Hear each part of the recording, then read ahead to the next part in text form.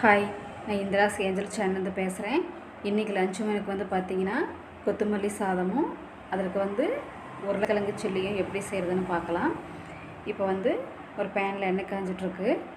இதுக்கு வந்து பார்த்திங்கன்னா 2 பெரிய வெங்காயம், 2 பச்சை மிளகாய், கொஞ்சம் சோம்பு, பட்டை இதெல்லாம் போட்டு நல்லா எண்ணெயில் தாளிச்சுக்கணும்.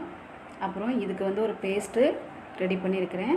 அதில் வந்து பார்த்திங்கன்னா சின்ன வெங்காயம், பூண்டு, இஞ்சி, 2 பச்சை மிளகாய் இதெல்லாம் நல்லா கொரகொரப்பாக அரைச்சி அதையே நல்லா எண்ணெயில் சேர்த்துக்கணும். இது நல்லா பச்சை வாசனை போகிற அளவுக்கு வதக்கினதுக்கப்புறம் இதுக்கு வந்து நான் 3 தக்காளி கட் பண்ணி போட்டிருக்கேன். அது உங்களோட தேவைக்கேற்ப நீங்கள் கூட குறைச்சி பண்ணிக்கலாம். இது போட்டு முடிச்சதுக்கப்புறம் நான் வந்து ஒரு கைப்பிடி அளவுக்கு பட்டாணி போட்டிருக்கேன். இது வந்து வெறும் சாப்பாடாக சாப்பிட்றதுக்கு பட்டாணி போட்டால் சாப்பிட்றதுக்கு நல்லா இருக்கும்.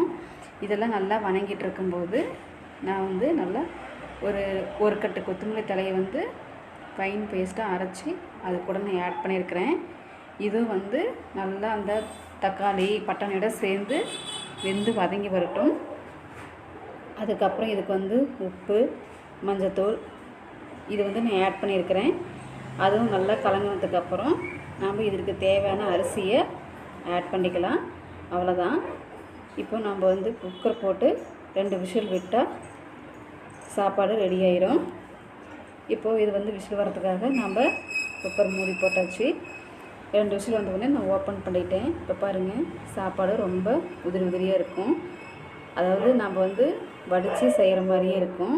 இது வேலையும் ரொம்ப ஈஸியாக இருக்கும், செய்யறதும் ரொம்ப ஈஸி. மதியம் குழந்தைங்களுக்கு கொடுத்தீங்கன்னா ரொம்ப நல்லா விரும்பி சாப்பிடுவாங்க. இப்போ வந்து இதுக்கான உருளைக்கிழங்கு சில்லி எப்படி செய்கிறதுன்னு பார்க்கலாம். நான் வந்து நல்லா அதிகமாக தோல் சீவலை, அந்த மண் இதை மட்டும் கழுவிட்டு ஒரு சைஸாக கட் பண்ணி வச்சுருக்கேன். இது வந்து நல்லா எண்ணெய் காஞ்சிட்ருக்கும்போது அந்த எண்ணெயோடு போட்டு நல்லா வதக்கணும். தண்ணி எதுவுமே நம்ம ஆட் பண்ணக்கூடாது. அந்த எண்ணெயிலேயே வெந்து வதங்கி வரணும். அதுக்கப்புறம் உருளைக்கிழங்கே தண்ணி விடும். அந்த தண்ணியும் அதுக்கு வந்து போதுமானது.